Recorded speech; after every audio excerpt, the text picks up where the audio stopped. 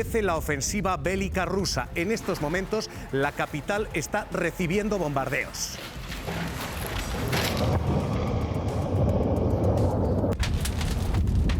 Putin ha pedido a los soldados de Ucrania que se rindan.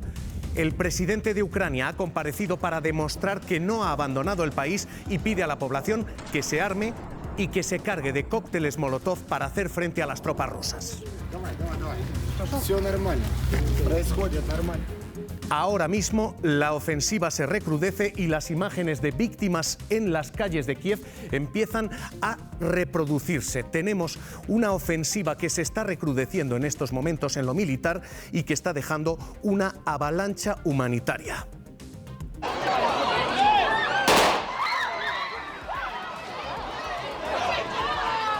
Naciones Unidas estima que entre 1 y 5 millones de personas van a tener que abandonar Ucrania. A esta hora la ofensiva se recrudece y el escenario humanitario es el que están viendo entre quienes intentan huir del país.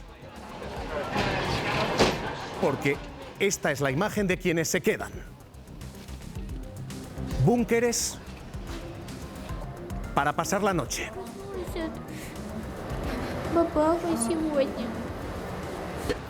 Niños y una escena de espera mientras los bombardeos en Kiev se están recrudeciendo a esta hora. ¿Qué tal? Muy buenas noches. Hoy hay una primera clave geoestratégica. Rusia está reclamando un espacio todavía mayor, en un espacio que parecía unipolar. Vamos a analizar lo que está ocurriendo. Hay una clave humanitaria, tenemos una avalancha de refugiados en ciernes y hay una clave económica. Vamos a pagar aquí, en lo local, este escenario internacional, porque Rusia es el segundo exportador de crudo del planeta, solo por detrás de Arabia Saudí. El precio del petróleo se ha disparado ya, el precio del gas natural se ha disparado ya. En España esto significa luz más cara, combustibles más caros. Vamos a analizarlo todo enseguida, pero a esta hora lo primero es lo último, y lo último en estos momentos es esa ofensiva rusa que tiene este despliegue militar, despliegue que está comenzando con 3 oleadas, 3 baterías, 3 posiciones que en estos momentos están creciendo y cercando todo el escenario. Televisión Española tiene 3 corresponsales en la zona, así que vamos a acudir allí porque en estos momentos Kiev tiene bombardeos que se están intensificando. Hay además zona en el Donbass donde ha comenzado toda esta ofensiva y acaba de comparecer Putin para pedir a la población de Ucrania y al ejército de Ucrania que se rinda. Vamos a los 3 escenarios. Enviado especial a Kiev, Víctor García, ¿qué tal? Muy buenas noches. ¿Situación allí? Hola, buenas noches, Javier. La situación es exactamente la que estabas comentando.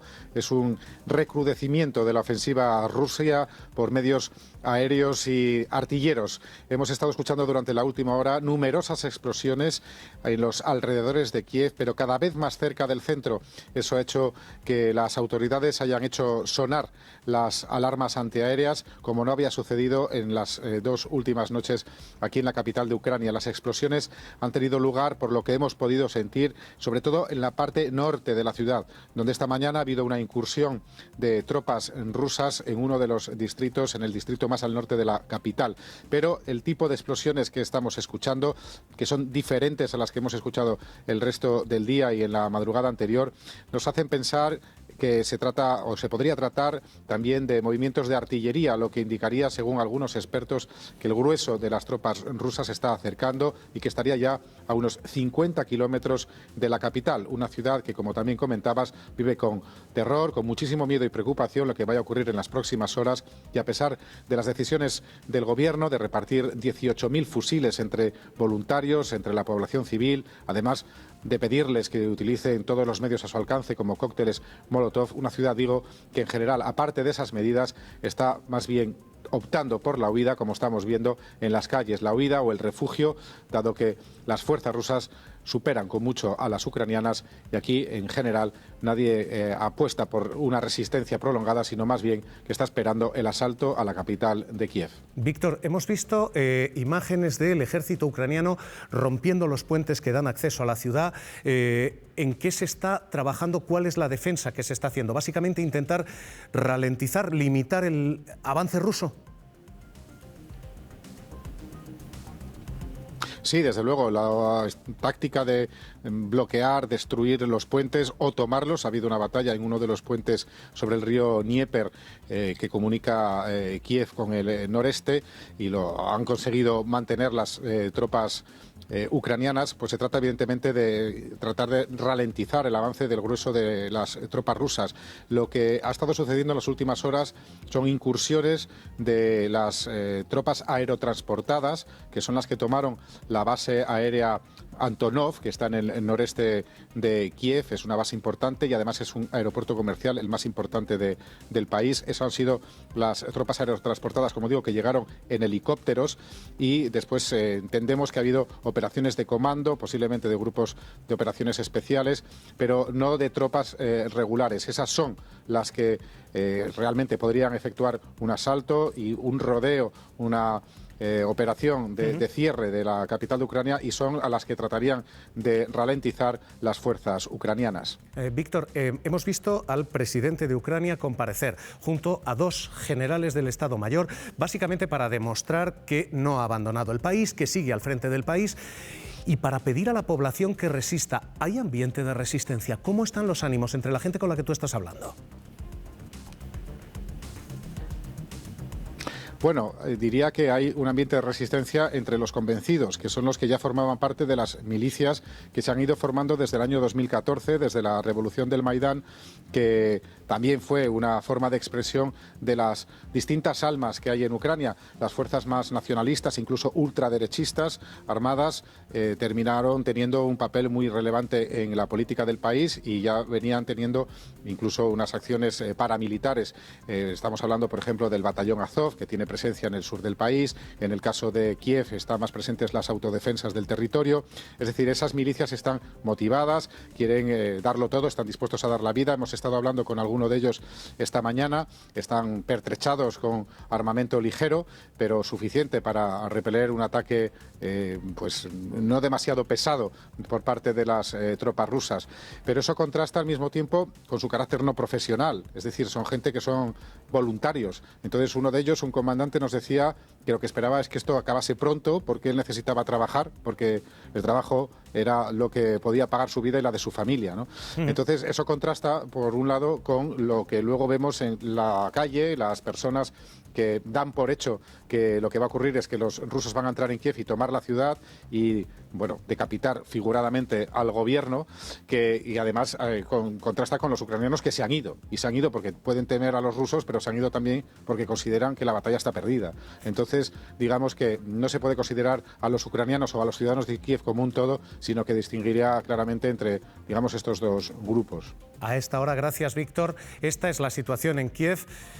Televisión Española, insisto, tiene un despliegue impresionante en la zona. Y en Donbass, donde comenzó toda esta ofensiva, está Óscar Mijallo. Óscar, la situación y el ambiente allí, ¿cuál es?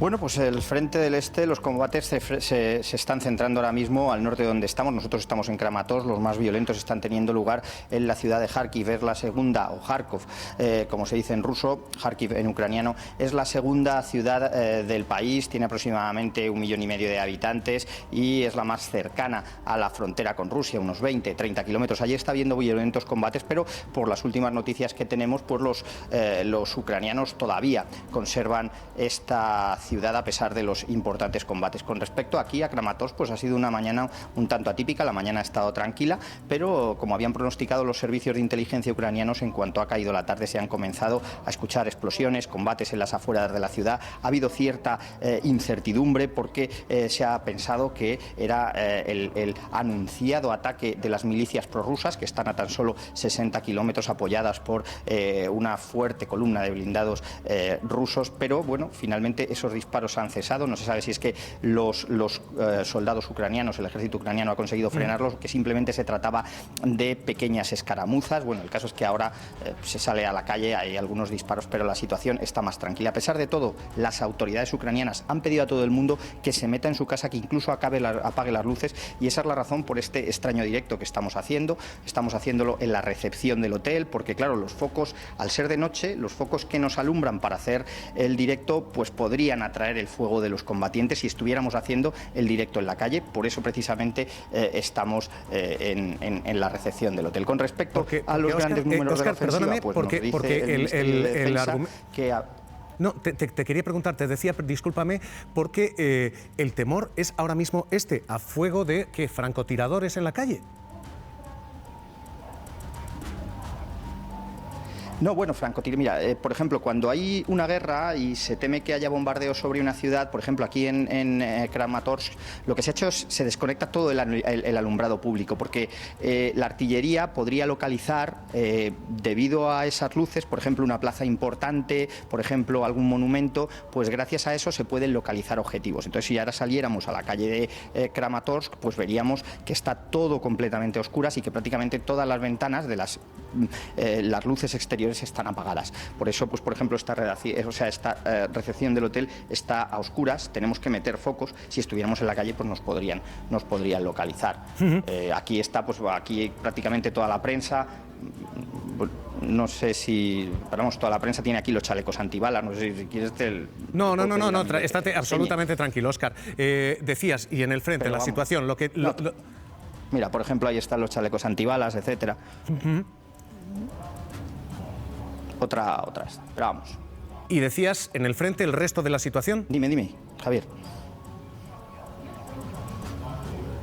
Bueno, pues el resto de la situación, pues de momento, como decimos, los combates en el norte, en el Donbass, y después al sur, en Mariupol, en la ciudad portuaria e industrial de Mariupol, también están siendo bastante fuertes, pero bueno, de momento parece que allí también los soldados ucranianos resisten. En cualquier caso, pues según el Ministerio de Defensa, no se están retirando, como han dicho los rusos. Parece que hay unas 2.000, ellos dicen, el Ministerio de Defensa siempre, que han causado unas 2.800 bajas rusas, que han destruido 80 carros de combate y que habrían destruido también 516 vehículos blindados.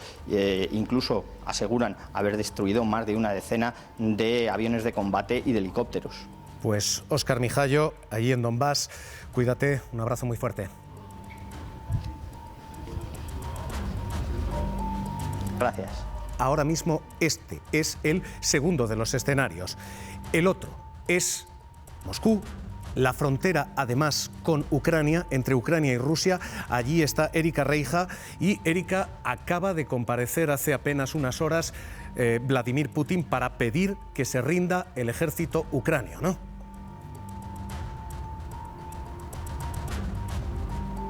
Sí, así es. En las últimas horas Putin cada vez va dejando más claro cuáles son sus intenciones, y lo que vemos es que definitivamente pretende derrocar al gobierno de Zelensky. De hecho, ha hecho un llamamiento al ejército ucraniano para que dejen de obedecer órdenes de las autoridades y para que los derroquen. Llega a calificar al gobierno democráticamente elegido de Zelensky como nazis, terroristas y como drogadictos. Y eso que hay que tener en cuenta, que Zelensky, como curiosidad, es de origen judío. En la misma línea, el ministro de Exteriores también ha aumentado hoy esa retórica contra Kiev y ha dicho también que no reconocen democráticamente a ese gobierno, y también lo califica de nazi. Además, aquí la versión del ejército ruso dista mucho de la que nos contaba, por ejemplo, Víctor desde Kiev. Aquí aseguran que los ucranianos no oponen resistencia al avance de Rusia, que se están rindiendo, y que los únicos que han combatido hasta ahora, que han plantado cara a la invasión, son esos grupos ultraderechistas. Por ejemplo, dicen que los que han volado los puentes son ellos mismos para que el ejército ucraniano no se retire, porque aquí lo que dicen es que no quieren combatir contra Rusia. También la portavoz de Exteriores ha hecho un mensaje alarmante, diciendo, también advirtiendo a Suecia y a Finlandia para que no entren en la OTAN, porque les amenaza también con consecuencias. Lo que quiere decir que la ambición de Putin, como se sospechaba, puede ir incluso más allá de Ucrania, porque recordar que en sus conversaciones con Estados Unidos lo que él reclama es que la OTAN se retire de todo el este de Europa. Esa es la última de las claves que tenemos en todo este nuevo tablero internacional. No solamente hay una invasión de Ucrania, hay una advertencia a otros países para que se alejen de la OTAN. No solamente hay una invasión, parece haber una amenaza a la alianza.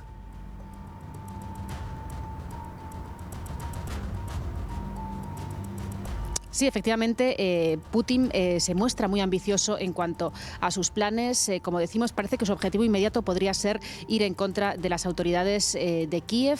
De hecho, incluso se sospecha que los tanques pueden estar allí para intentar detener a los responsables políticos, porque ya al lanzar su invasión de Ucrania, Putin advirtió que quiere ver, según él, a los responsables de crímenes contra rusos en el Donbass ante la justicia, y eso pues podría pasar por detener a responsables políticos en Ucrania. Hoy ha lanzado algunos mensajes de que quiere negociación, lo ha hecho después de hablar con su homólogo chino, con Xi Jinping, pero desde luego parece que no quiere negociar con el gobierno de Zelensky. Ha llegado a decir que prefiere negociar con los militares golpistas, a los que anima a derrocar, como decimos, al gobierno, y lo que busca, parece Vladimir Putin, es desde luego una derrota muy humillante para el gobierno de Ucrania.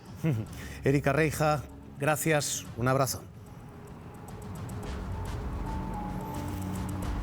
Gracias a vosotros. Lo que tenemos a esta hora es eso, una ofensiva que se está recrudeciendo, pese a lo que esperábamos que la madrugada fuera tranquila, se está agravando a esta hora. Y está ocurriendo esto. De momento, Chernóbil ya está bajo control ruso y hay 3 frentes de entrada en estos momentos por la zona norte.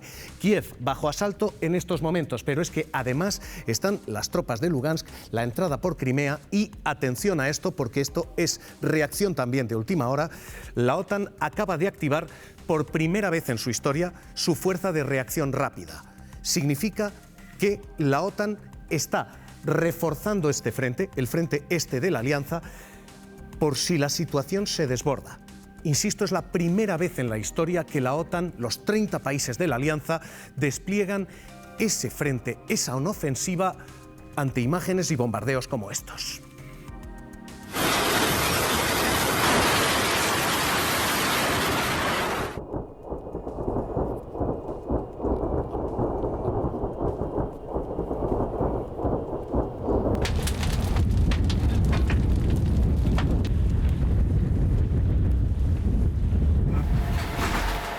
Vamos a estar pendientes de la última hora. Vamos a volver a Kiev o a cualquiera de los escenarios abiertos si hay novedades. Y vamos a hacer el análisis en esos 3 pasos.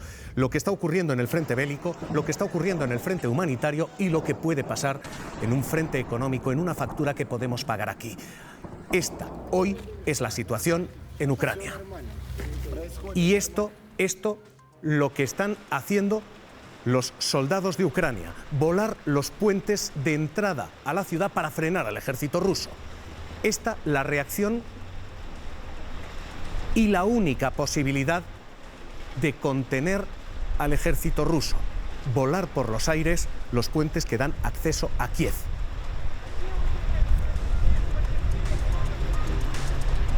Vamos a leer todo lo que está ocurriendo, incluida esta reacción de la Alianza Atlántica, con Javier Solana, quien fue su secretario general. Se va a sentar con nosotros enseguida, y con quienes nos acompañan esta noche. Saben que, como cada noche les decimos, vienen quienes son grandes expertos en todo esto.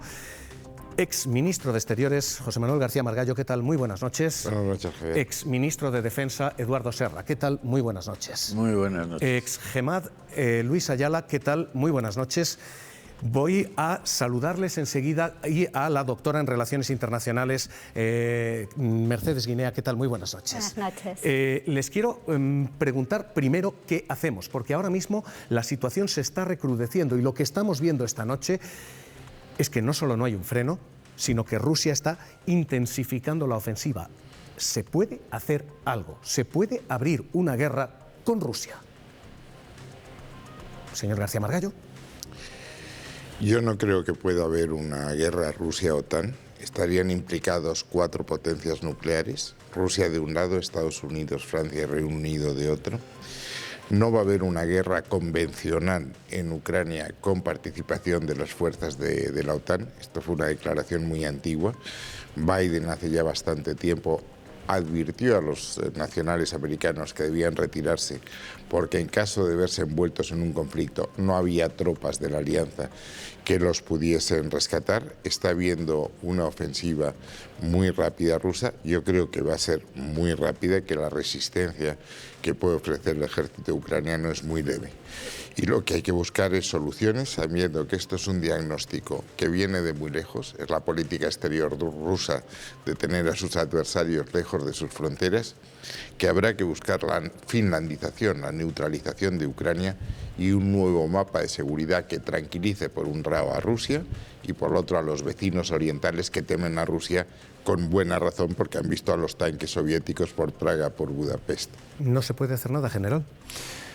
Lo que es una vergüenza es que Europa haya dejado abandonada a Ucrania a su suerte y esté asistiendo pasivamente a una agresión de este tipo que al final recae sobre la población civil. Yo creo que hay que mostrar absoluta firmeza y determinación. No vamos a entrar en temas militares o en combates por Ucrania, eso está claro, pero las sanciones que se apliquen tienen que tener la máxima firmeza, el máximo rigor, y no parece que eso es lo que esté pasando. Hoy hemos conocido el segundo paquete de sanciones y resulta que las sanciones nucleares, que son la expulsión de Rusia del sistema SWIFT y el bloqueo de la exportación de hidrocarburos, no se están empleando porque hay división en Europa. Y mientras haya división en Europa y no seamos firmes y determinantes, Rusia va a seguir haciendo lo que quiere y masacrando a la población ucraniana. Exministro, doctora, ¿no se puede hacer nada? ¿No se está haciendo lo suficiente, como dice Gemma? Pues yo creo que se pueden hacer algunas cosas. No sé si se está haciendo lo suficiente en este momento. La primera es aprender una lección. Pero Ayala dice que no.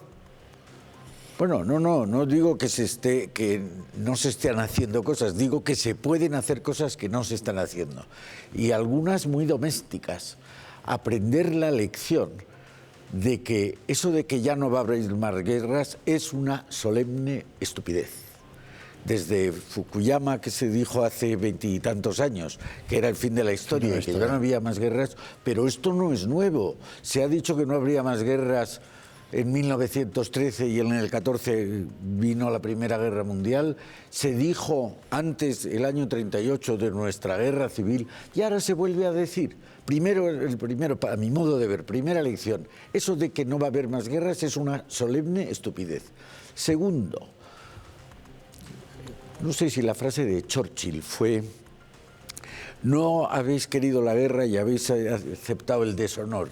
Tendréis el deshonor y además la guerra. Era algo por el estilo. Sí, sí.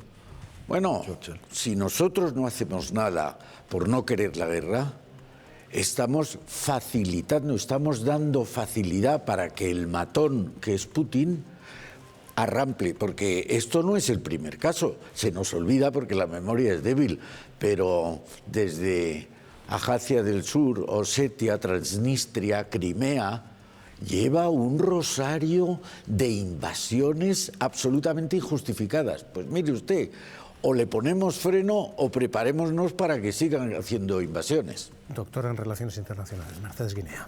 Estoy muy de acuerdo con lo que se ha dicho en este momento. Creo que además hay una cuestión que no podemos perder de vista, y es que en el fondo estamos en el choque, que es un choque que en el panorama internacional hoy está muy presente, entre dos modelos. El democrático y los valores democráticos que reconocen la soberanía de las naciones y la igualdad de las naciones, y los tiránicos que pretenden tener políticas de zonas de influencia prototípica del periodo de entreguerras y por tanto un derecho sagrado y divino sobre los países de su entorno para controlarlos, y si no se dejan controlar como Bielorrusia, los invadimos y por las malas. Pero lo que podemos hacer es repetir esto, porque es importantísimo que seamos conscientes de lo que está pasando y que nuestra población sea consciente de lo que está pasando, que no es solamente un jaque a Ucrania, sino que es un jaque a nuestro modelo, es un jaque a la libertad y a la dignidad humana. Pero están ustedes diciendo, se puede hacer más, se puede hacer más. Rusia es una potencia nuclear, un muerto ruso significa que va a haber represalia y equivaldría a un muerto en la OTAN. Estamos en una escalada que nos llevaría a una guerra nuclear. ¿De verdad podemos entrar en ese escenario? ¿Se puede hacer algo más? ¿Militarmente se puede hacer algo? No, Rusia ha hecho esto, Putin ha hecho esto porque es perfectamente consciente de que ni Estados Unidos ni la OTAN iban a entrar a una guerra por Ucrania, si no, no lo hubiera hecho. Y además también es consciente de que las sanciones no iban a ser suficientemente importantes como para no poder soportarlas durante un cierto tiempo.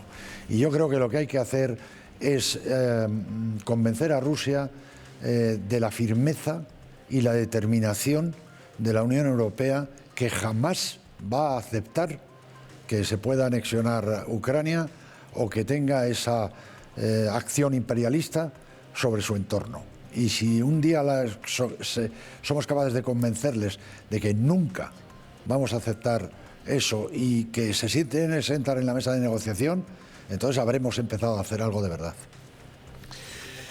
Yo, si me permites, voy a hacer Primero creo que hay que entender cuál es el problema. Y hay que entender a las dos partes. Y yo creo que esto arranca de la desconfianza recíproca de Occidente hacia Rusia y de Rusia hacia Occidente.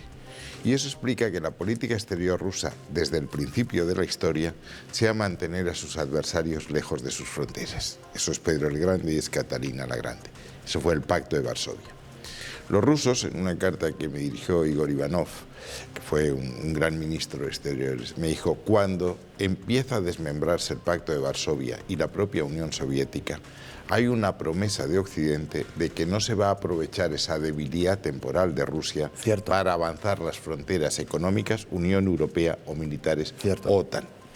En su opinión rusa, insisto, esa promesa no se cumple. Y hoy todos los países que formaban parte del Pacto de Varsovia y son vecinos de Rusia forman parte de la OTAN.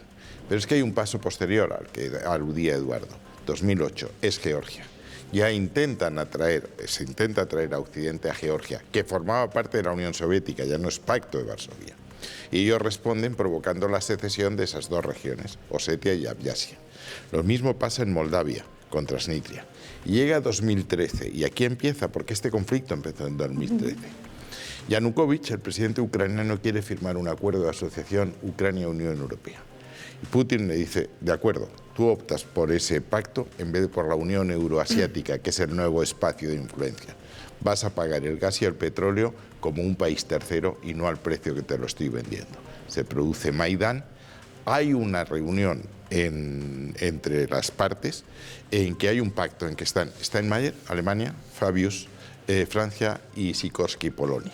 Acuerdo que tiene tres patas, que es donde va a terminar todo esto. Todo esto va a terminar ahí. 1. Él cede poderes a un gobierno, federalización del país con una peculiaridad, competencia en materia de política exterior a las regiones, hay 25 oblats, para que las regiones prorrusas puedan impedir que Ucrania pida a la OTAN, y luego la tercera era elecciones. Según los rusos eso se incumple, la Rada destituye a Yanukovych, ellos entran en Crimea, sanciones, producen el Donbass y ahora estamos donde estamos. ¿Qué es lo que hay que hacer? Dar tranquilidad a las dos partes. En mi opinión, hay que redefinir el mapa de seguridad europea.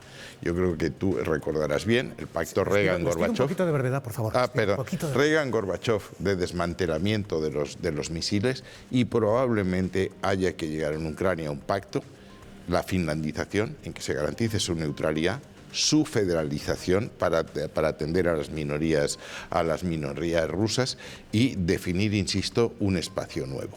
Si no vamos a reaccionar militarmente, Putin seguirá avanzando. Es decir, lo que ha comprobado en todos estos casos es que no pasa nada, porque las acciones económicas no van a revertir el proceso, no van a impedir esto de lo que es el impacto de Rusia en Ucrania. ¿Cuál va a ser? Un nuevo régimen, un protectorado, no lo sé, pero desde luego no va a haber mucho más. Hay a esta hora movilizaciones en la calle y vamos a asomarnos enseguida, porque hay un no a la guerra muy distinto al que vivimos en otras ocasiones. Este es un no a la agresión rusa, porque está siendo Rusia la que ha tomado la iniciativa. Pero déjenme que presente a nuestra mesa de directores. Hoy, Casimiro García Vadillo, director del Independiente, ¿qué tal? Muy buenas noches. Buenas noches. Ana Pardo de Vera, Diario Público, ¿qué tal? Muy buenas noches. Muy buenas noches, Y Javier. Mar Domínguez, la directora del Diario Hoy, Extremadura, ¿qué tal? Muy buenas noches. Buenas noches. ¿Hay algo que hacer o no hay más que, como estamos comentando, dejar a Yo Putin creo avanzar? que lo que está pasando es una vergüenza. Es una vergüenza. O sea, mientras Europa está pensando que si el sistema SWIFT lo aplica o no lo aplica, están muriendo civiles en Kiev. Hay un país agresor que está acabando con un régimen y con un Estado soberano. Entonces, eso de que no se puede hacer nada es relativo. O sea, has mencionado antes, José Manuel, a Igor Ivanov, al ministro de Exteriores de Rusia. Yo le hice una entrevista en el año 99 a Igor Ivanov y él, cuando estaba el conflicto de la Yugoslavia, y él decía, Rusia intervendrá a favor de nuestros hermanos serbios. ¿Qué pasó? La OTAN bombardeó Belgrado, como os acordáis, y no pasó nada. Y no pasó nada. ¿Cuál es la diferencia? Pues mira, es muy sencilla. Estados Unidos se retiró vergonzosamente de Afganistán en agosto. Una retirada vergonzosa. Y eso mandó una señal. Cualquier Estado macarra puede imponer su ley. Y Rusia ha aprendido el mensaje. Ana Pardo, y por lo tanto invade Ucrania. Y nosotros todavía, los gobernantes occidentales, estamos viendo si realmente les dejamos de comprar petróleo o no, si hacemos algún tipo de congelación de cuentas o no. Una vergüenza. Ana Pardo, Mar. Estoy muy de acuerdo con lo que dice Casimiro y además añadiría que estoy muy de acuerdo con lo que dice el general Ayala. Yo creo que el papel de la Unión Europea ha sido vergonzoso en esta ocasión y encima somos el campo de batalla entre dos potencias, una que se toca y la otra que está en el otro extremo y a la que no le pasa nada, que es Estados Unidos, que viene a ser en total la OTAN. Lo que me importa como periodista, como ciudadana, lo que más me importa es el sufrimiento de los ciudadanos ucranianos y ucranianas. Los he escuchado en diversas radios y televisiones diciendo nos han abandonado. Nos han abandonado porque a Ucrania se le dijo que podía entrar en la OTAN. Nunca se va a producir eso y todos lo sabemos porque sería una declaración de guerra directa a Rusia. Todos lo sabemos que eso no podía ser. ¿Por qué se lo dijeron? Ucrania ni siquiera está en la Unión Europea. Se tiene que defender sola. ¿Y cómo lo hace? Con armamento. Porque eso sí, las industrias armamentísticas siempre salen ganando. Bueno, ya lo ha dicho el presidente, ¿no? Ucraniano, que se siente solo, está pidiendo ayuda. Bueno, las medidas que se van a tomar, que es el bloqueo, que son las sanciones, de momento son leves, van a ir de una forma escalonada y progresiva, no va a contener esto. Finalmente Putin se va a quedar como con Crimea, lo ha dicho el señor Margallo, se quedará con Ucrania, llevará a su gobernador ruso y está tanteando por dónde hace aguas o las fisuras que tiene la Unión Europea. Y luego, si queréis, abrimos el debate de China. Hay ahora mismo todo este escenario y hay protestas en la calle. Están siendo llamativas las protestas de los ciudadanos de Ucrania aquí, pero es que está habiendo un no a la guerra diferente que a esta hora, Odey Cachero, Puerta del Sol, se está reproduciendo. Hay manifestación a esta hora con un no a la guerra algo diferente. Sí, Javier, aquí cientos de manifestantes llevan desde las 7:30 de la tarde pidiendo el fin de la guerra en Ucrania, también con pancartas y con gritos de gloria a Ucrania, libertad para Ucrania. Como veis, las consignas más repetidas es Stop Putin, fin a la guerra de Ucrania. La mayoría de personas que estás viendo son ucranianos que todavía tienen a sus familiares allí en el país, como es el caso de Kim. Kim, ¿por qué has venido hoy aquí? Yo porque quiero que mi país viva en paz, porque mi país quiere vivir en paz, porque mi país ha luchado muchos años para ser país democrático y un país que quiere sentir una parte de Europa también y tiene todo derecho a sentir. Quieren, como dice Kim, la libertad y también cuestionan el papel de la Alianza Atlántica, ya que abogan por una salida pacífica sin armas de este conflicto. También esta manifestación ha ocurrido enfrente de la Embajada de Rusia y continuará en los próximos días. Odey, ¿cuánta gente decías que hay? ¿Podemos verlo? ¿Podemos echar un vistazo al plano? Sí, mira, como ves, Javier, ahora mismo son menos, pero como he dicho, a partir de las 7:30 de la tarde comenzó esta manifestación. Ya han sido cientos de personas, tanto de Ucrania como españoles, que han venido aquí a pedir el fin de la guerra en Ucrania. Esta es la situación ante una imagen ahora mismo, gracias a Odey Cachero, que nos deja esto. Huida masiva de ciudadanos de Ucrania y avalanchas en las estaciones que permiten salir del país. Esto que van a ver. Tenemos en las estaciones a esta hora intentos como este. Salidas masivas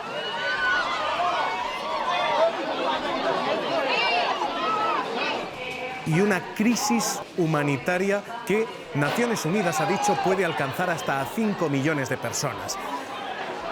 Hemos visto cómo se redibuja el tablero en lo geoestratégico, pero en lo humanitario esta es ahora la urgencia. Julia Posipay es una ucraniana del Donbass. Su familia se ha quedado en Ucrania. Ella va rumbo de la frontera. Julia, ¿qué tal? ¿Cómo estás? Hola, estoy bien, más o menos. Siempre puedo hacer algo para vosotros. Antes que nada quería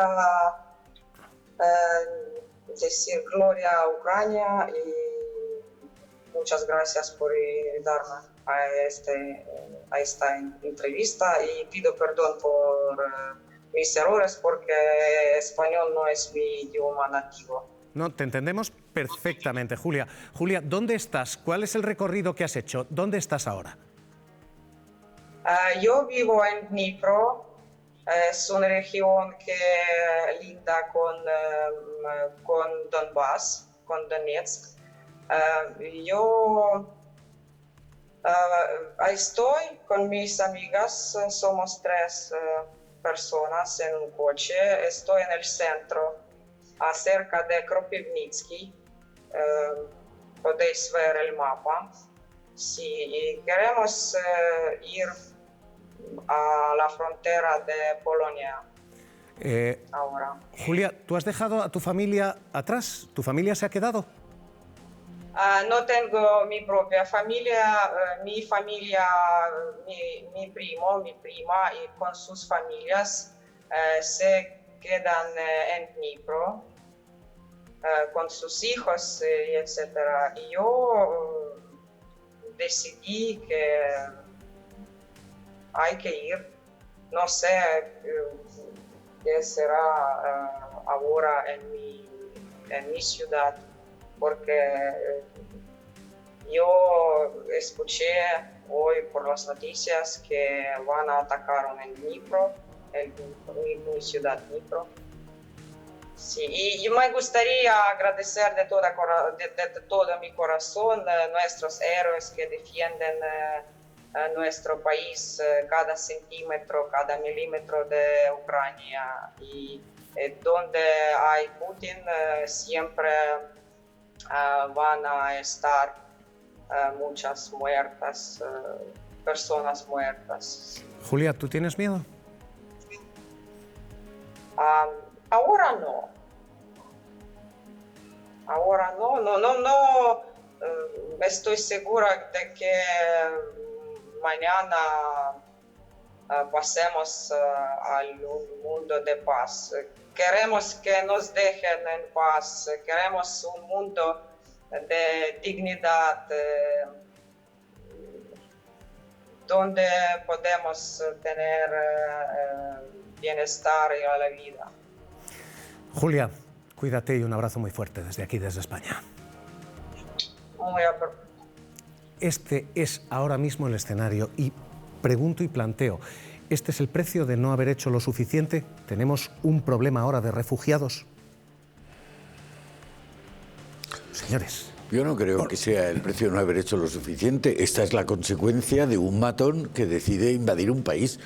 Nosotros lo que debemos tener en cuenta, a mi juicio, es que este señor, que tiene fuerza nuclear, se cree no sometido a la ley y que puede hacer su capricho. Y hay que reconducirle a que el mundo que quiere casi todo el mundo es un mundo donde no haya tiranos y haya unas sociedades libres. Eso es lo que creo que tenemos que hacer, y ahora hay que pensar tranquilamente cuál es la mejor manera para reconducir al señor Putin, si no a otra cosa, las normas del derecho internacional. Yo quería retomar... Yo quería... perdona. Sí, no, quería adelante. Comentar un poco lo que antes dijo José Manuel García Margallo. Yo estoy completamente de acuerdo en que se necesita una nueva arquitectura de seguridad en Europa, porque quedó incompleta después de terminar la Guerra Fría. Hay una serie de países ahí, concretamente 6, que pertenecen a la Asociación Oriental de la Unión Europea, en el este de Europa y en el Cáucaso Sur, que se han quedado entre dos aguas. Hay que tratar una nueva arquitectura en la cual se consideren también los intereses y las preocupaciones de Rusia, pero claro, se tienen que dar dos condiciones. Primero, en mi opinión, una es que haya una unidad en la Unión Europea a ese respecto, que no la hay, porque lo que piensa Estonia no tiene nada que ver con lo que piensa Italia a este respecto, y por tanto nosotros primero necesitamos unidad. Y la segunda es que no se puede hacer en las condiciones actuales. Es decir, Putin ha dado una patada a la mesa y ha hecho una agresión militar a un país vecino, y eso no se puede consentir. Es decir, primero tendría que retirarse y terminar con la agresión, y sí se puede decir que si se retira y termina con la agresión, podríamos sentarnos en una mesa a negociar sobre la indivisibilidad de la seguridad en Europa, pero siempre respetando la soberanía y la integridad territorial de todos los países. El gran debate, perdona, que ha planteado... Les pido brevedad a todos porque tengo como 5 palabras pedidas. Venga, la doctora Guinea, es que estamos en el final del orden liberal internacional de 1945. Es una conferencia de seguridad de Múnich que es muy claro.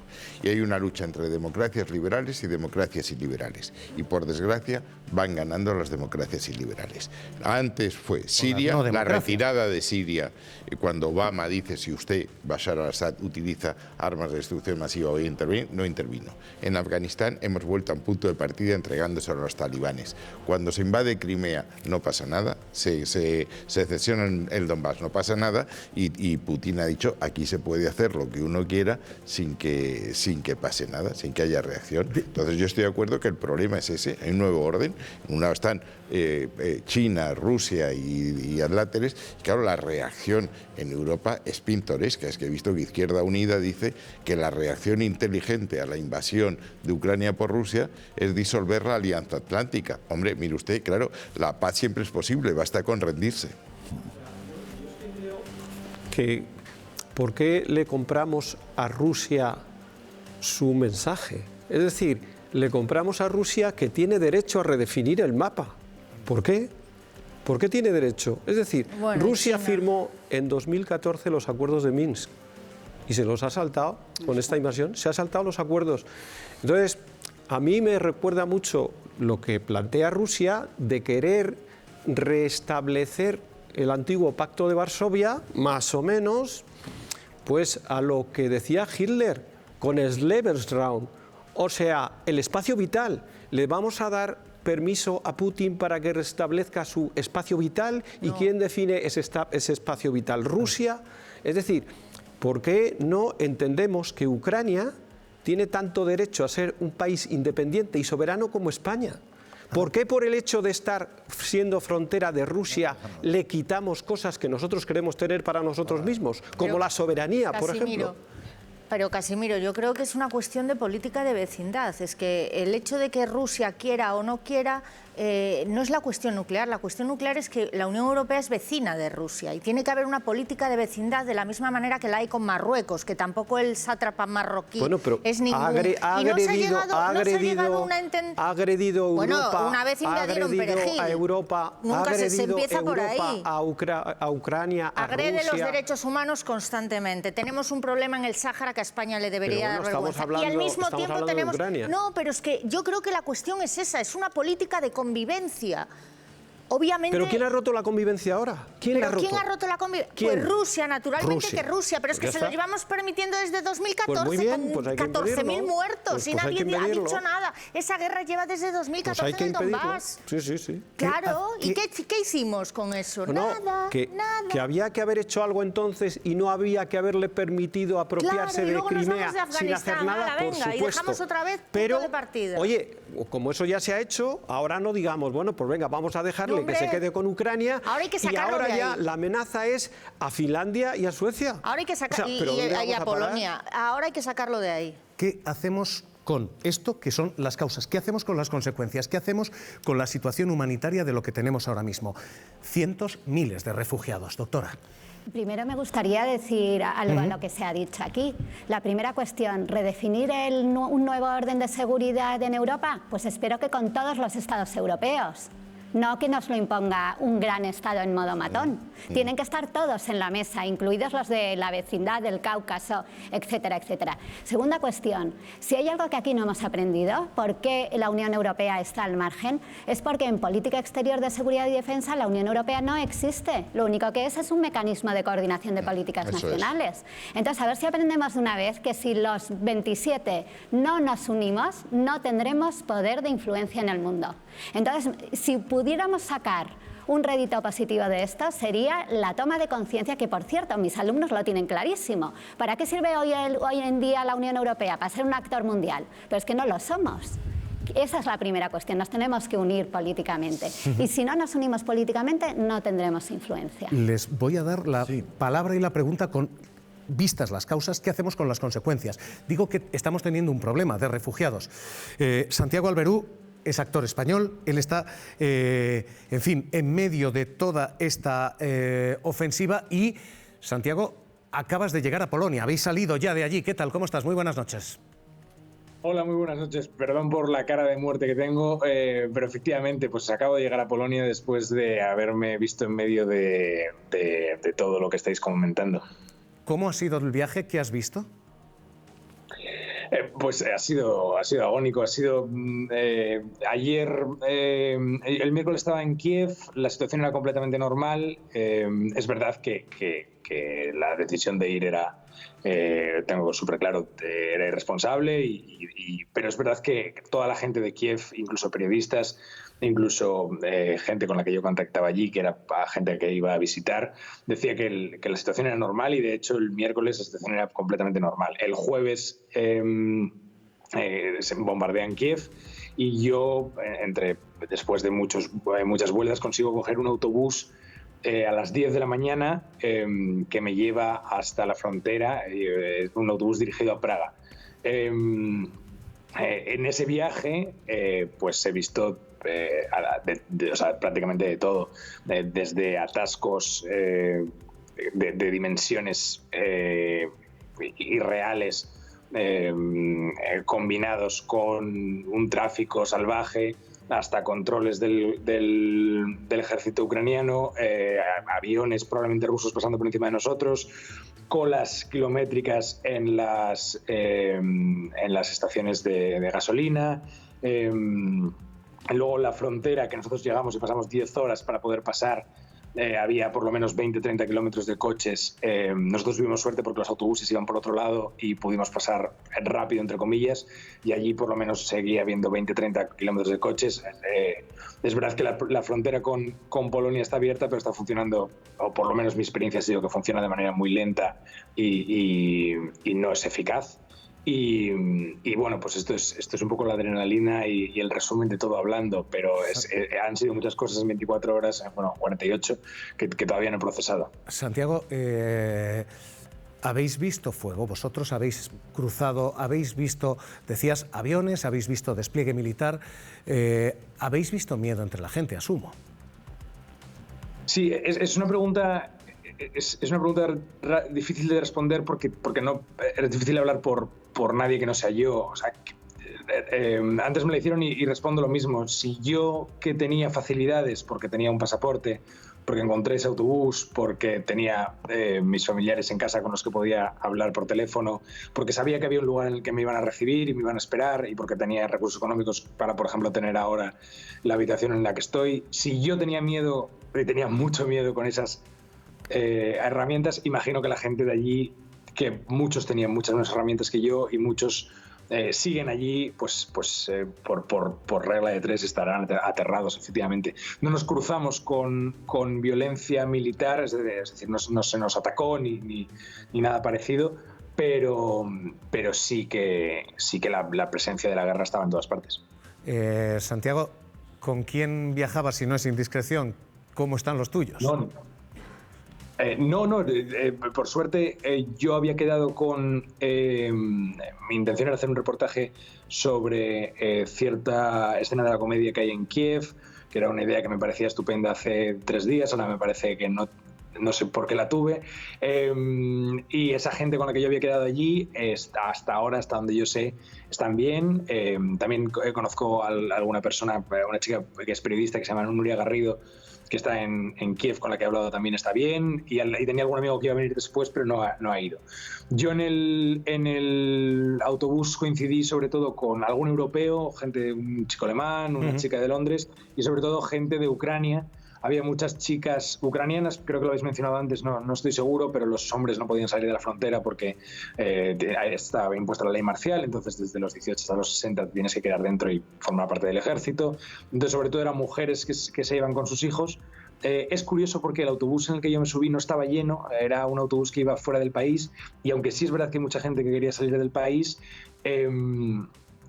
mucha gente quería salir de Kiev y llegar a ciudades en las que tenían familiares. No quiere decir que no haya ahora mismo en la frontera muchísima gente intentando huir, pero justo a mí me tocó un autobús en el que había sitios. Es decir, en cuanto llegamos a un par de ciudades alejadas, la gente se bajó. Y bueno, pues había eso, gente con la que yo no compartía un idioma, pero que nos íbamos echando cables, gente muy solidaria, gente... qué decir, que me parece, lo mío es anecdótico, yo soy una anécdota en todo esto. No, pero te agradecemos. Te agradecemos tu testimonio, te lo digo de verdad, y te agradecemos y nos alegramos de que estés bien, tú y los tuyos. Muchas gracias. Santiago, cuídate y un abrazo muy fuerte. Un abrazo enorme.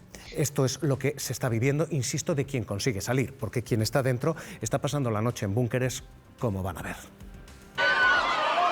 Así estaba hoy la estación de tren de Kiev, con miles de ucranianos intentando abandonar la ciudad. Es un sálvese quien pueda. Se han llegado a escuchar disparos al aire. Los trenes salen abarrotados y no hay sitio para todos los que quieren escapar. Huyen de esto. Es lo que los ciudadanos de Ucrania llevan escuchando desde hace casi 48 horas. Familias enteras tratan de huir del horror tan rápido como pueden.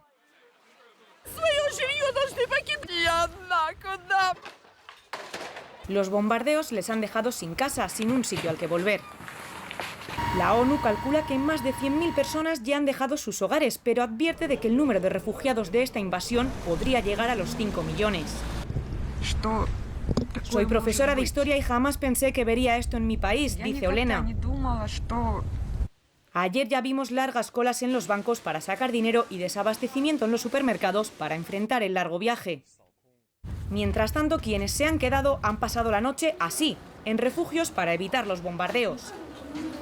La mayoría son sótanos de edificios demasiado pequeños para acoger a todos los que buscan protegerse. Vlada tiene miedo de morir y dice entre lágrimas que quiere que todo esto termine ya.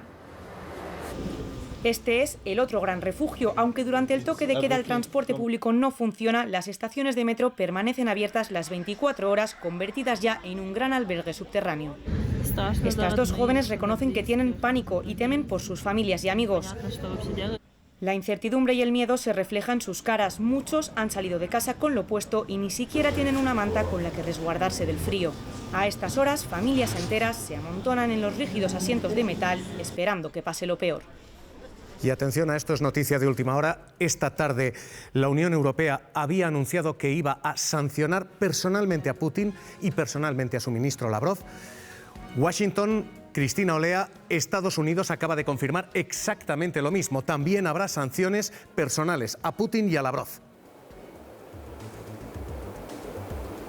Sí, hoy segunda jornada de guerra en Ucrania y Estados Unidos da en la misma línea que la Unión Europea este paso tan poco usual de sancionar directamente al líder de un país extranjero y también a su jefe de la diplomacia. Son sanciones buscadas más por un efecto político, simbólico, no tanto para hacer un daño real. Ahora estas sanciones, por ejemplo, impedirían a Putin viajar aquí a Estados Unidos o congelarían los activos que pueda tener aquí. Esto se suma a otra ronda de sanciones que aprobó Estados Unidos ayer, pensadas para golpear a la banca rusa o su sector, su industria estratégica, porque también bloquearían importaciones de tecnología. Son sanciones muy duras y aún así entre ellas no están algunas medidas de las que hemos estado escuchando hablar mucho estos días. Y es importante decir que de todas estas medidas llevábamos ya tiempo hablando, Estados Unidos llevaba tiempo preparándolas, amenazando a Rusia con imponerlas, y aún así esto no ha disuadido a Vladimir Putin de lanzar este ataque sobre Ucrania. Claro, porque esto, Cristina, es lo que habíamos escuchado ayer en la rueda de prensa, esquivar a Biden. Biden ayer no quiso decir las sanciones contra Putin son inminentes, decía están sobre la mesa. Esto se venía preparando, pero esto no parece. ¿Confía allí Washington, confía allí la Casa Blanca en que esto vaya a tener efecto?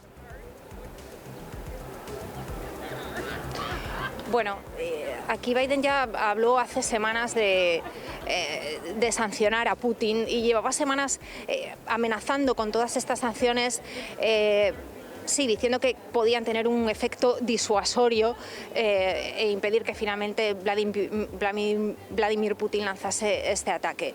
Bueno, ya lo ha lanzado. La Casa Blanca llevaba semanas alertando de que Rusia iba a lanzar un ataque de este tipo sobre Ucrania y dando información muy detallada sobre los planes de Rusia, un ataque a gran escala, que acabaría atacando también la capital, que acabarían ciudadanos huyendo, civiles muertos. Y si durante todas estas semanas era lícito cuestionar la credibilidad de los servicios de inteligencia de Estados Unidos, todos nos acordamos de lo que ocurrió, por ejemplo, con las armas de destrucción masiva en Irak, o más reciente, lo que ocurrió en Afganistán, pues al final estamos viendo que esta vez no estaban equivocados y todo lo que han ido prediciendo pues se está cumpliendo. Nadie le puede decir ahora a Biden que no lo advirtió, sí le pueden decir que no ha sido capaz de evitarlo. Cristina Olea, Washington, gracias, un abrazo. Gracias, hasta la próxima. El gobierno de Ucrania acaba de decir que está abierto a negociar. Esta es la declaración que acaba de hacer Zelensky, abierto a negociar. ¿Se puede negociar? ¿Cómo salimos de estas sanciones?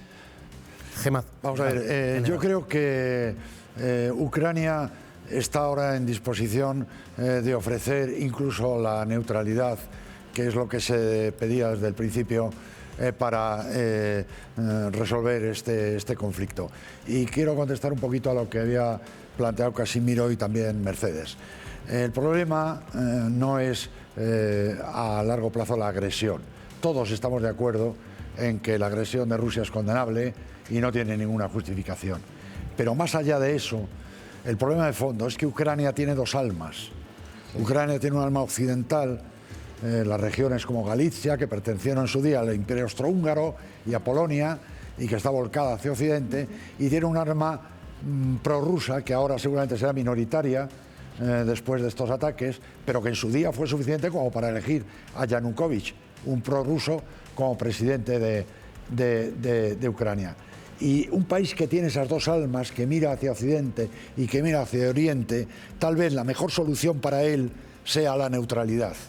Y seguramente sería aceptable para Putin y aceptable para la Unión Europea, pero claro, para eso primero hay que retirarse de Ucrania y hay que dejarlo libre para que General, cuando se firmaron los acuerdos de Minsk, se estableció que Donetsk y Lugansk iban a tener una autonomía. Son las dos regiones prorrusas donde mayoritariamente se habla ruso, etc. El problema es, ¿se puede negociar que pueden tener más autonomía de la que tienen ahora? Se puede negociar, pero lo que no se puede hacer es negociar con los tanques en Kiev. Eso nunca se puede permitir. Y luego, sobre el tema de las sanciones, me parece que lo que está haciendo Occidente es como atacar con un palillo a un león. O sea, Rusia es un león y entonces dices, no, vamos a prohibirles a operar con dólares, pero no para el gas y el petróleo. O sea, con gas y petróleo siguen operando en dólares, pero esto es una vergüenza. O sea, nos están tomando el pelo. ¿Las sanciones personales a Putin y a Lavrov? Sí, me parece que son una broma. Me parece que son una broma. Me parece que hay que ir mucho más allá. Fijaos, a diferencia de lo que ocurrió en el año 2014, que Rusia estaba en una situación económica terrible, ahora mismo Rusia tiene una deuda externa de solamente a corto plazo del 10% del PIB y tiene unas reservas de divisas que le permiten estar durante 30 meses financiando sus importaciones. Y además, y esto es lo más importante, tiene un acuerdo con China para que China le compense si Europa le deja de comprar gas y petróleo. O sea, y ante eso, que es un armazón impresionante, sí, Europa dice, bueno, le vamos a congelar las cuentas a Putin y a Lavrov. ¿Esto qué es? Es que es una broma. Es una broma. Si no fuera una tragedia, sería una broma, efectivamente. Hay una puntualización. Es verdad lo que ha dicho Casimiro, pero no olvidemos que Rusia tiene 146 millones de habitantes y que su Producto Interior Bruto es inferior al de Italia. Es decir, no magnifiquemos. Poco más que el de España. Mucho poco más. Sí. Bueno, segundo, hemos saltado, y no quisiera olvidarlo, de las personas. Hemos dicho que se necesita más Europa y que nuestro fallo ha sido en defensa y exterior no tener una política común. Ahora vamos a tener que afrontar un pacto de asilo y de migración que no fuimos capaces y provocó la gran tragedia de Siria. Y quien solventó ese problema fue Turquía en un acuerdo que está cogido con alfileres. Sí. Pues tenemos que dar un paso. Eso es lo que me parece más importante de todo este debate.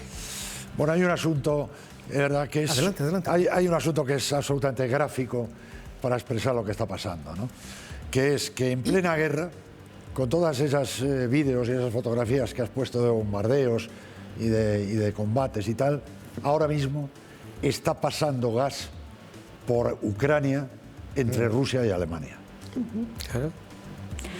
Yo lo que quería decir respecto a la cuestión de los migrantes es que curiosamente los que estaban mayoritariamente, no solo ellos, pero mayoritariamente bloqueando la adopción del pacto migratorio son los que ahora van a recibir la mayor carga de refugiados. Los Polonia y Hungría. Y Eslovaquia, que tienen todas fronteras con Ucrania. Los que quieren menos Europa ahora reclaman más Europa. A lo mejor en este momento estamos en un contexto en que pueden cambiar los equilibrios a favor del pacto migratorio. Y yo ahora lo que me gustaría decir es que deberíamos todos apoyar con máxima solidaridad este esfuerzo y que si hay que acoger cuotas como nos pasó en 2016, démoslo, demos el signo de que todos estamos con los ucranianos y si podemos resolver la cuestión del pacto migratorio no solamente para esta coyuntura, sino estructuralmente limpiaremos lo que para mí es la mayor mancha negra de Europa en este momento. Interesante esto, pregunto a la mesa de directores, sí, interesante lo que se está diciendo. Es muy interesante, pero yo dudo mucho de la voluntad de ambos países, de Hungría y Polonia, porque nos han demostrado una inhumanidad completa en otros temas de refugiados, como todos sabemos. Pero ahora entonces, a lo mejor con Ucrania hacen lo mismo. Veremos a ver si hay migrantes de primera. Sabemos que hay ciudadanos de primera y ciudadanos de segunda. Dentro de los ciudadanos de segunda, que son esos migrantes, veremos a ver si hay migrantes de primera y migrantes de segunda. Claro, es que la confianza en Polonia y Hungría, después de cómo arremetieron contra la Unión Europea, es muy difícil de establecer. Pero bueno, quizás a la desesperada, como explicas tú, podríamos conseguir algo. Ojalá sea así y desde luego hay que apostar por ello. Hemos visto la primera de las claves, la situación geoestratégica. Hemos visto la segunda y es la humanitaria. Con las sanciones que se están imponiendo y con, yo creo, el consenso general aquí de estas sanciones son una burla. Esta es ahora mismo la opinión y el consenso en lo único que veo que están de acuerdo. Doctora, la veo levantando la mano. Sí, es que, vamos a ver, efectivamente todos somos conscientes de que la finalidad teórica de las sanciones es modificar el comportamiento del sancionado. Todos sabemos que con esto no vamos a modificar el comportamiento, porque no es solamente que está en una situación económica óptima, es que siempre subestimamos la resiliencia del pueblo ruso. El pueblo ruso es enormemente duro, como ha demostrado toda su historia. Hombre, y tanto. Pero Por supuesto. aquí hay otra variable de las sanciones que creo que es importante tenerlas en cuenta, que es la cuestión de que en el pasado han ocurrido cosas terribles y al día siguiente estábamos haciendo negocios con Rusia, por ejemplo, después de Crimea. Desde que decidimos no tener diálogo con el gobierno ruso hasta que empezó las visitas de los gobiernos de la Unión Europea a Moscú a hacer negocios, pasaron pocas semanas. Esa es la realidad. En este momento las sanciones, yo creo que hay otra voluntad, y la voluntad es el compromiso con nuestros valores. No es tanto vamos a modificar su comportamiento, sino nosotros tenemos que ser coherentes y no podemos hacer negocios con el macarra, que lo habéis llamado antes. Claro, esta es la tercera de las claves. Vista la situación geopolítica, vista la situación humanitaria, nos queda la tercera de las claves en todo este conflicto, y es qué precio pagamos aquí.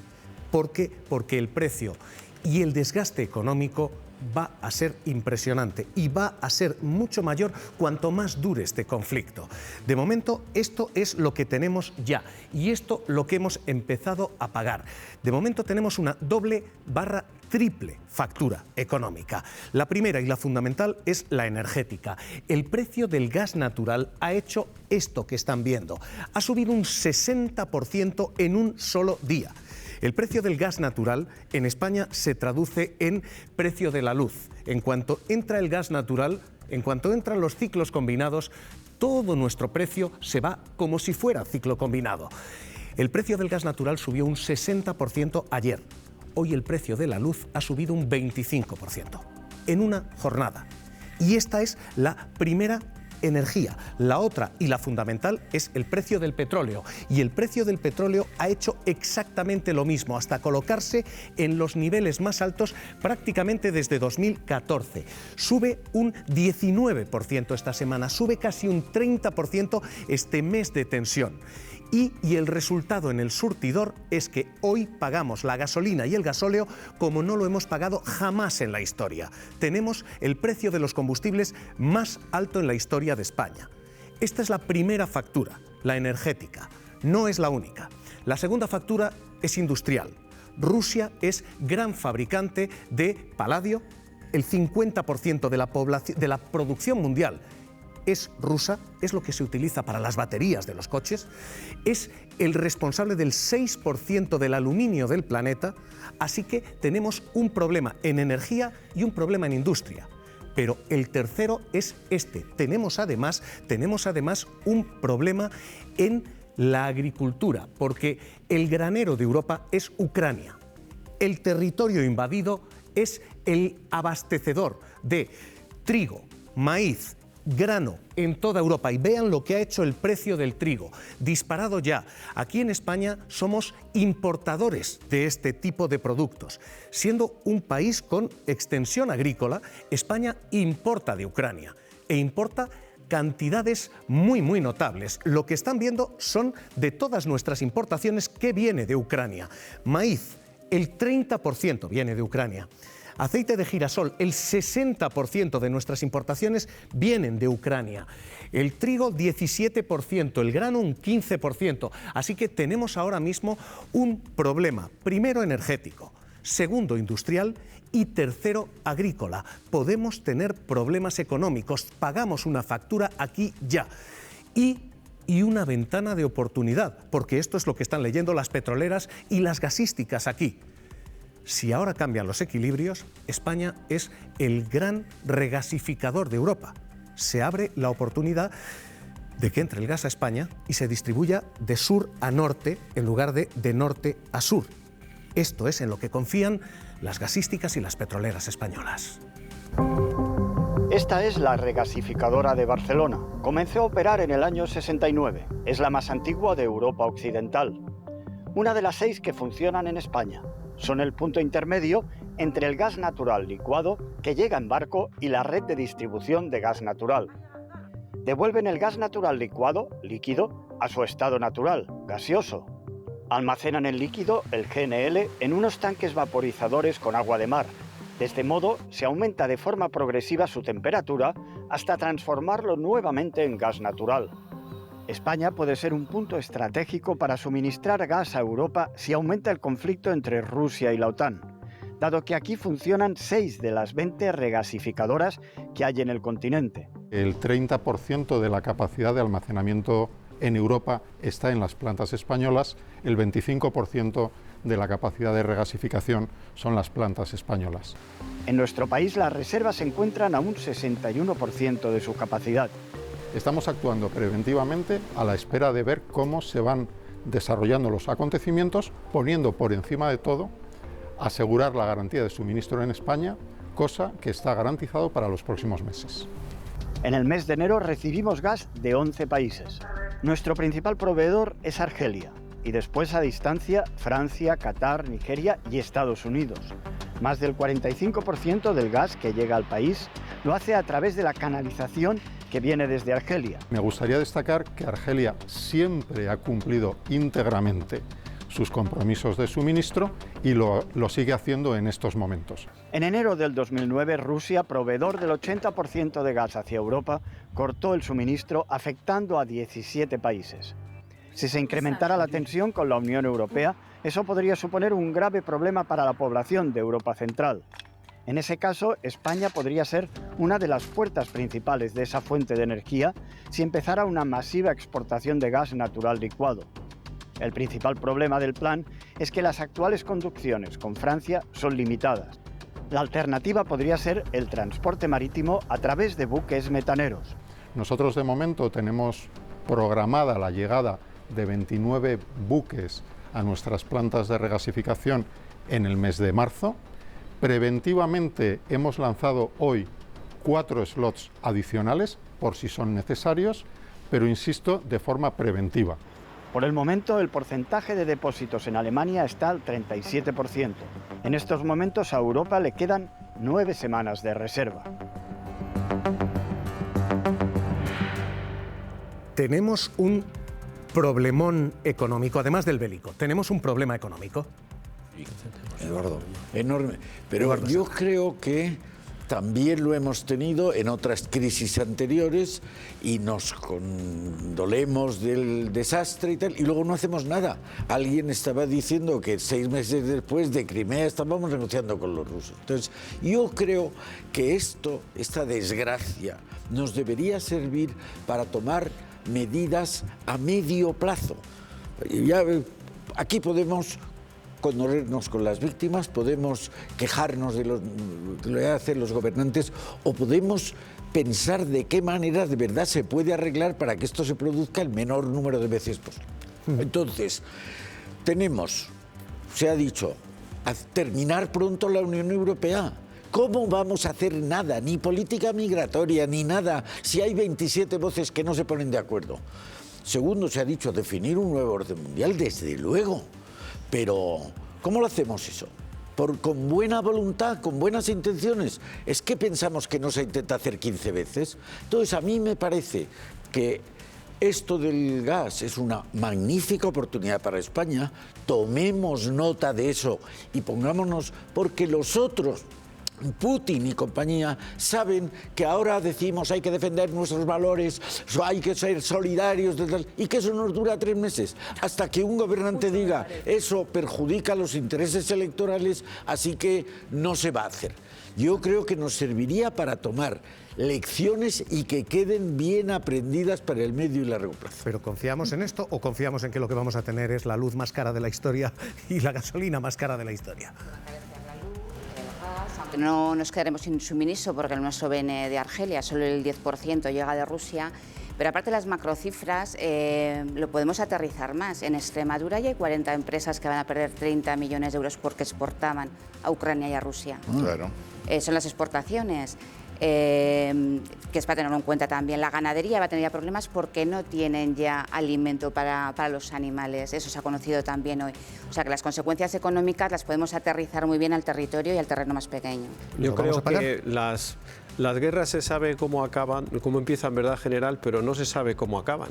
Cierto, y esto es igual. O sea, la repercusión económica dependerá de cómo sea esta guerra, de lo que dure y de qué consecuencias tenga. Pero, por ejemplo, hay algunos datos que ya se saben.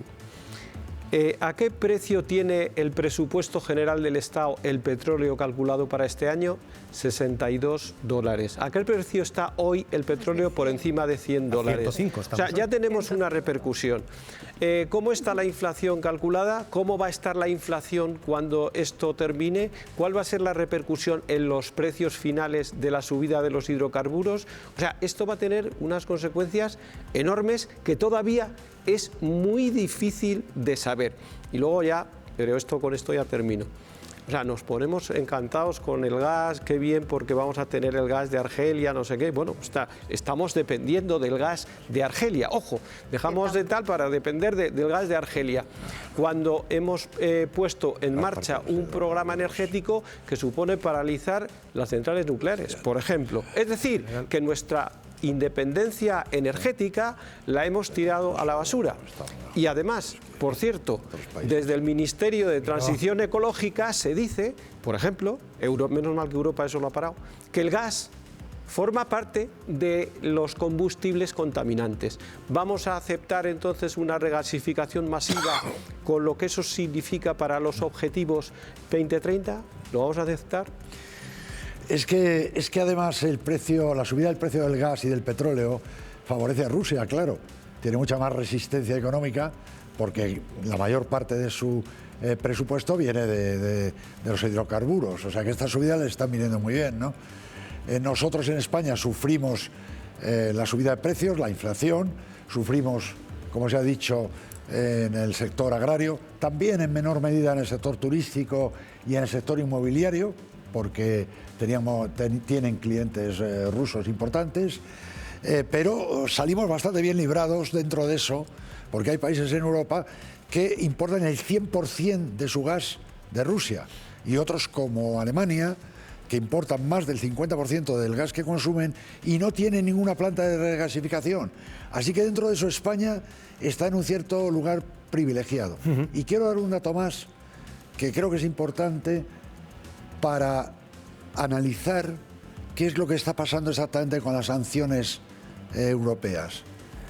Europa tiene una inversión en Rusia, una inversión directa de 300.000 millones de euros.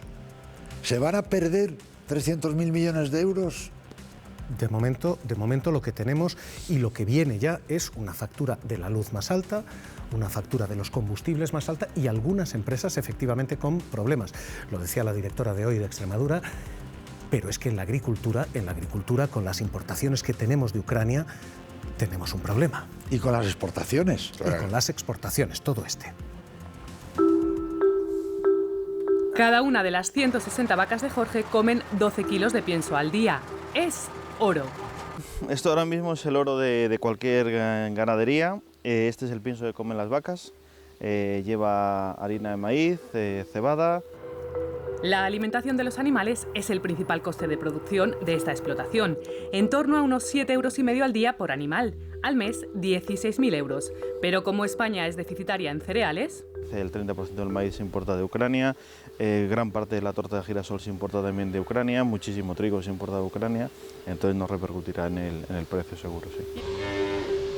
Ucrania es el granero de Europa y con el granero en llamas, las consecuencias para ganaderos como Jorge van a ser notables e inmediatas.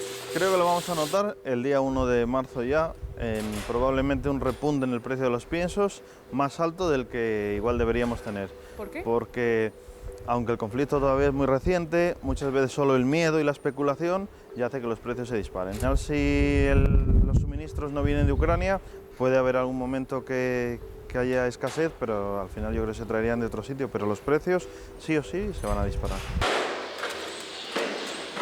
El conflicto en Ucrania agrava una situación que ya estaba tocada de antes. Creo que es un problema estructural del sector lácteo español. Llevamos con precios, para que tengas una idea, mi padre hace 40 años vendía la leche más cara que yo la vendo hoy. Veníamos ya arrastrando todo un año 2021, vendiendo la leche en torno a 36 céntimos y con un coste de producción de 40 céntimos más o menos. Entonces, si esto ahora viene a agravar todavía más la situación, a hacernos todavía más caro producir el litro de leche, pues la situación va a ser insostenible. Son los que más van a sufrir, pero no los únicos. Si nosotros al final, a consecuencia del conflicto y de no tener rentabilidad, tenemos que cerrar las explotaciones, tenemos que dejar de producir, pues va a llegar un momento que no solo vamos a dejar de ser dependientes del cereal, llegará un momento que también dejemos de producir aquí, seamos dependientes de los lácteos, de los productos transformados, de todo. Entonces tendremos que pensar si como país queremos mantener la soberanía alimentaria o no. Lorenzo es agricultor y ganadero. Tiene sembradas 120 hectáreas de trigo que se emplearán como pasto para el ganado. Lo recolectará el próximo verano, pero afirma que no hará el agosto con la crisis. Los fertilizantes y el abono necesarios para que el cultivo prospere también se ven afectados por la guerra. Porque aunque suba el precio del cereal, por la contra tenemos el encarecimiento de los costes de producción, pues fertilizantes, energía, gasóleo, electricidad, gas, etcétera, fitosanitarios, luego prácticamente quizás lo comido por lo servido. Y a esto hemos de añadir la sequía que sufre el campo. Es, dicen, la tormenta perfecta. Por lo tanto, tenemos una espada de Damocles muy importante sobre todos los cultivos, tanto en secano como en regadío. Miran al futuro con mucha incertidumbre y preocupación. Mientras dure el conflicto no va a haber importaciones hacia España de ese cereal que está llegando, de esa cantidad de maíz.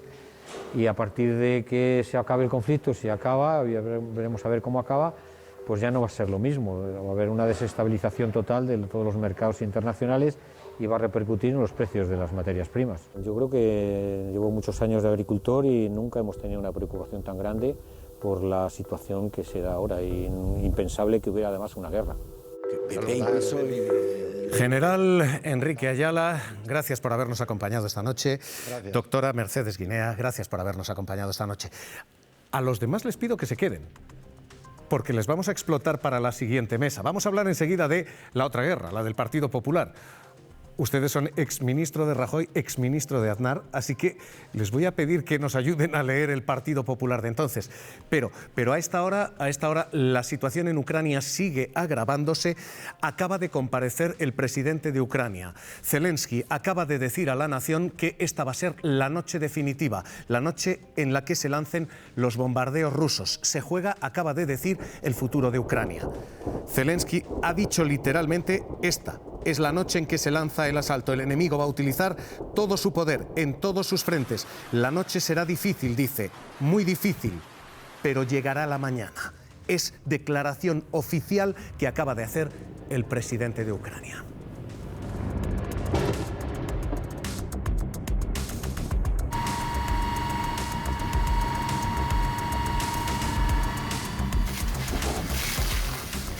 Hoy se sienta con nosotros aquí en Las Claves quien fue secretario general de la OTAN, Javier Solana. ¿Qué tal? Muy buenas noches. Buenas noches.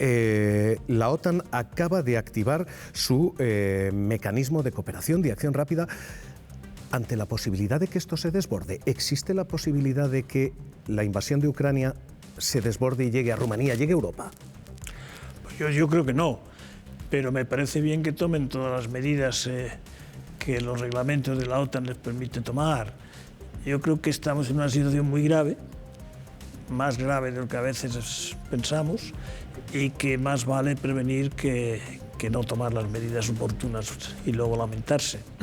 Es una guerra que ya ha ganado Putin, es una guerra en la que se puede dar alguna respuesta más allá de las sanciones económicas que se están dando. No, es una guerra, desde mi punto de vista, disparatada.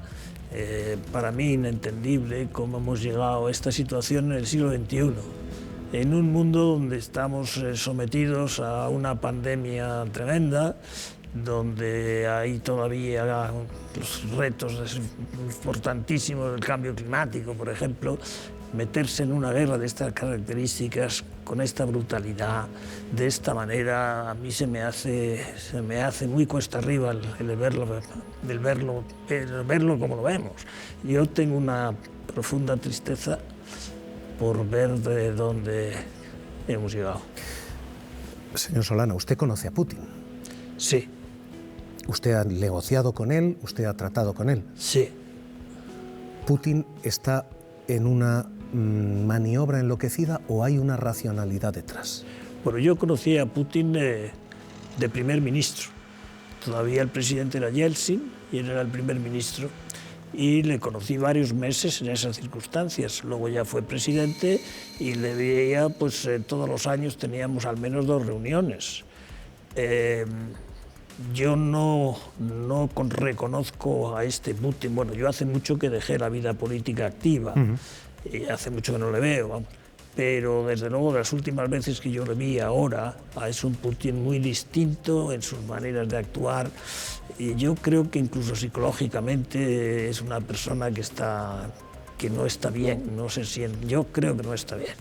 ¿En qué sentido? ¿En qué sentido? Porque yo creo que toda esta dinámica en la que se ha sentado, los discursos que está haciendo, lea usted los discursos, escuche los discursos, son los discursos realmente de otro siglo, de otro momento histórico, nada tienen que ver con la vida de hoy. Y todo eso le está haciendo que Rusia, pues, aunque él crea que está subiendo puntos en el esquema mundial, los está bajando. Rusia no es una potencia. La potencia china. Rusia no ha sido capaz de hacer un país moderno y no ha sido capaz tampoco de gestionar bien lo que ellos podían haber gestionado bien. Es una desgracia. La dialéctica en el gobierno Putin es justo la contraria, y es decir, la culpa es de quien negoció la expansión de la OTAN, de quien ha llevado la OTAN demasiado lejos. Usted es quien negoció la expansión de la OTAN, lo hizo usted con Yeltsin. Se ha llevado demasiado lejos la OTAN hasta provocar... Yo negocié la primera entrada, que era 3 países del Pacto de Varsovia, pero que no habían sido repúblicas soviéticas. Esa es la negociación, es la única que yo hice, las demás las hicieron otros. Y la negociación fue difícil, pero yo estuve seguro desde el principio, desde la primera conversación que tuve la casi certeza de que llegaríamos a buen puerto. Y en 3 meses y medio, 4 meses, fuimos capaces de cerrarla. Y la cerramos con un abrazo, vamos, y con un abrazo incluso con lágrimas. Yo recuerdo el que negociaba con el que yo negociaba, que entonces era Yevgeny Primakov, un gran ministro de Asuntos Exteriores y gran primer ministro. Pues nos dimos un abrazo y como diciendo, qué bien, hemos sido capaces de superar esta cosa tan difícil, este tema tan difícil. Eso es lo que yo he hecho en falta ahora, que haya gente capaz de los temas difíciles tratar de resolverlos. Y yo creo que hemos perdido una capacidad por hacer las cosas bien que nos va a costar recuperar. Déjeme que le plantee la visión crítica en esto. Si se hubiera firmado, si se hubiera garantizado por escrito que Ucrania no iba a entrar en la OTAN, como exigía Putin, ¿se hubiera evitado este conflicto? Yo creo que no. Yo creo que este conflicto va más profundo. Vamos a ver. Usted se acordará de Maidán, no creo que no hay que reconocerlo. Queremos lo recordamos un poco para los espectadores.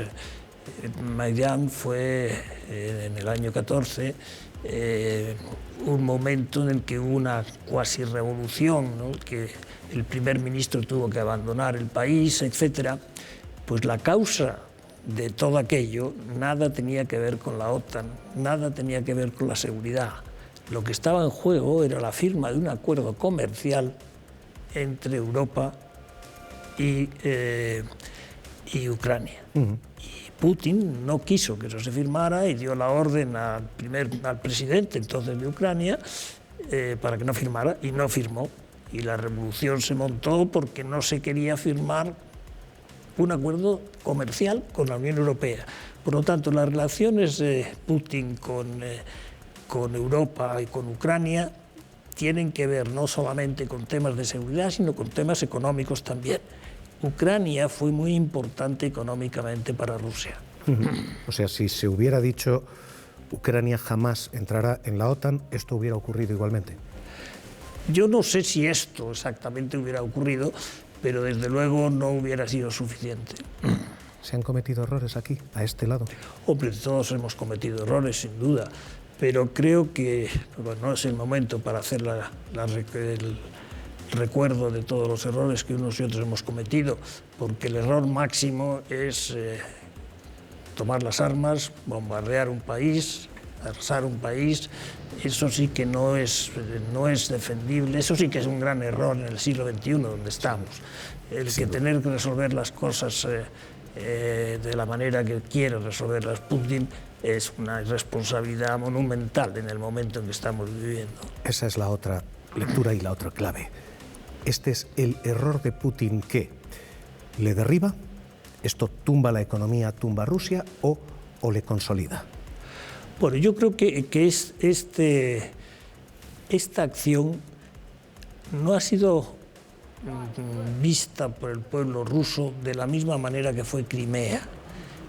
Cuando Putin tomó Crimea, hubo movimientos de aplauso en Rusia.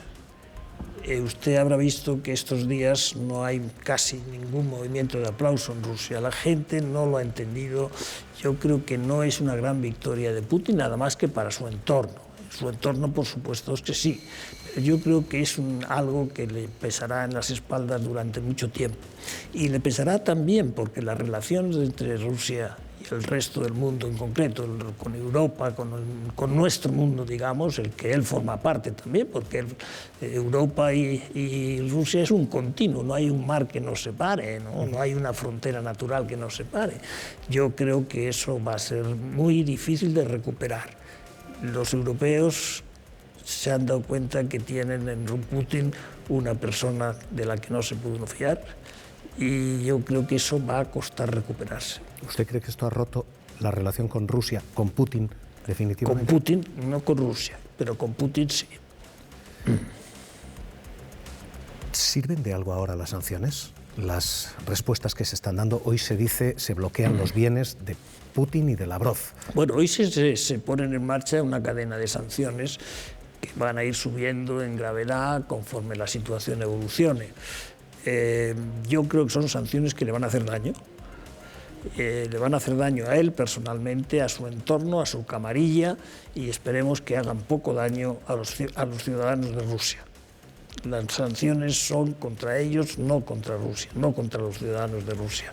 Algunos tendrán que sufrirlas también, como sufriremos nosotros también las sanciones que imponemos, porque al poner nosotros una sanción también nos autosancionamos un poco.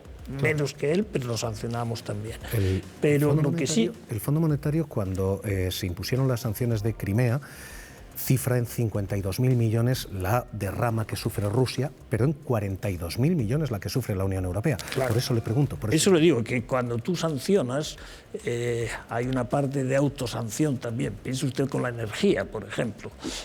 Piensa en Alemania, pues Alemania sancionamos al gas que viene de Rusia hacia Alemania, pues Alemania también es sancionado de una manera, ¿no? Por lo tanto, pero yo sí creo que las sanciones van a ser eficaces, van a hacerlas sentir en las personas a quien se quiere sancionar y a las empresas a las que se quiere sancionar y le va a hacer pensar, porque yo creo que va a tener un golpe fuerte, mucho más de lo que se cree. Javier Solana, ¿cómo acaba esto? Hemos visto que se redibuja el equilibrio de la geopolítica. ¿Dónde ve esto pasado el tiempo, a largo plazo? Bueno, depende de muchas cosas, porque este acontecimiento tiene consecuencias que no somos capaces de comprender hoy. Por ejemplo, en materia energética. En materia energética va a ser un problema muy serio, que va a tener consecuencias globales. En otras materias primas, por ejemplo, Ucrania es un gran país de grano, por ejemplo, vende el grano a muchísimos países pobres, etc. Por lo tanto, va a tener unas consecuencias que no las hemos medido todavía todos y que no las sabremos todavía hasta dentro de más tiempo, pero sí va a tener medidas. No va a ser algo que se solucione en 24 horas, no. Tenemos un largo periodo para solucionar este problema, esperemos que se solucione y esperemos sobre todo que no sufra el pueblo ruso ni el pueblo de Ucrania, sino que sea lo más corta posible para ellos el sufrimiento, pero lo más largo posible para los líderes su reflexión, porque es una reflexión que tiene que hacerse porque las cosas han ido demasiado lejos en el tiempo en que vivimos. Pero en el mundo casi unipolar que teníamos con Estados Unidos, ¿Hemos cambiado ese escenario? ¿Ha terminado ya? ¿El mundo ha cambiado a esto? Sí, no, el mundo ha cambiado a otra cosa. El mundo ha cambiado, esto forma parte de otro cambio. El cambio más importante que hemos vivido en este periodo de tiempo, desde el punto de vista de la geopolítica, es la aparición de China. Es decir, el mundo es bipolar ahora. Antes decíamos que era un mundo bipolar con Rusia, aquello era un mundo unipolar, básicamente, con Rusia jugando su papel. Pero hoy sí que tenemos un mundo bipolar. China es un país tecnológicamente muy importante, es un país que ha sido capaz de hacer una transición en un tiempo cortísimo, desde un país agrícola a un país que vende transistores y que vende todo tipo de material que es sofisticadísimo, cosa que no ha sido capaz Rusia de hacer. Rusia no es una potencia moderna, Rusia no es un país moderno. Rusia tiene armamento moderno, tiene algunas cosas que tienen que ver con la vida de la seguridad fundamentalmente, que es moderna, pero lo demás no tiene empresas modernas, no tiene una sociedad moderna, es decir, va muy por detrás de lo que va a la media de los países que formábamos parte entonces del grupo europeo, americano, occidental. No, Rusia es un pequeño fracaso también desde esa perspectiva, y Putin es un gran fracaso desde esa perspectiva. Y de cara a ese mundo bipolar, Estados Unidos-China, con un elemento desestabilizador que es Rusia, en ese camino y en ese escenario de largo plazo, ¿vamos a atravesar una crisis de refugiados? Lo que viene ahora es vamos a tener seguramente una crisis de refugiados importante. Hay muchos rusos en China, en Ucrania, y hay muchos ucranianos que hay cantidades enormes, por ejemplo, en Canadá, tiene una colonia amplísima, y hay muchas colonias dentro de los países de la zona europea también que tienen ciudadanos de Ucrania, y tendremos más. Lógicamente habrá un movimiento de gente que tratarán de salir de Ucrania e ir hacia los países vecinos, por ejemplo a Polonia, o países donde ellos se encuentren más cómodos. Sí la va a haber. Pero me gustaría decir una cosa, porque es muy importante qué papel juega China. China puede pensar que le interesa esta guerra porque mientras esta guerra exista, Estados Unidos está más concentrado en el problema ruso que en China. Pero por otro lado, China necesita estabilidad en el mundo. China no necesita guerras en el mundo, necesita estabilidad porque tiene que salir adelante, están en un momento muy delicado de su economía, tienen que hacer un esfuerzo en estos años y no les interesa que haya confrontaciones en el mundo. Pero tienen que elegir si van a apoyar a Putin o van a apoyar a sus propios intereses. Apoyar a Putin no está en su interés para la estabilidad mundial. Sí está en su interés imaginable porque ven a los Estados Unidos más concentrados en Rusia y menos concentrados, por tanto, en China.